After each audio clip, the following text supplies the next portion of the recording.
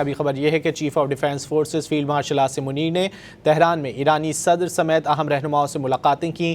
کشیدگی میں مزید اضافے کی روک تھام، آبنائے ہرمز کو دوبارہ کھولنے اور تنازع کے جلد خاتمے کے لیے اقدامات پر جامع تبادلہ خیال کیا گیا۔ ISPR کے مطابق دورہ ایران میں فیلڈ مارشل سید عاصم منیر نے ایرانی صدر Masoud Pezeshkian, supreme national security council میں رہبر اعلیٰ کے نمائندے محسن رضائی، ایرانی پارلیمنٹ کے اسپیکر باقر کالیباف، ایرانی وزیر خارجہ عباس عراقچی اور ایرانی وزیر داخلہ اسکندر مومنی سے ملاقاتیں کیں۔ ملاقاتوں میں تنازع کے جلد خاتمے کے لیے اقدامات پر جامع تبادلہ خیال کیا گیا۔ وفاقی وزیر داخلہ محسن نقوی بھی فیلڈ مارشل کے ہمراہ تھے۔ ایران پہنچنے پر فیلڈ مارشل سید عاصم منیر کا استقبال ایرانی وزیر داخلہ اسکندر مومنی اور دیگر اعلیٰ سول و عسکری حکام نے کیا۔ فیلڈ مارشل نے کہا کہ تنازع کو سفارتکاری کے ذریعے حل کرنے کی کوشش کر رہے ہیں۔ وفاقی وزیر داخلہ محسن نقوی نے اپنے ٹویٹ میں کہا کہ فیلڈ مارشل کی ایرانی قیادت سے انتہائی تعمیری اور مثبت بات چیت ہوئی۔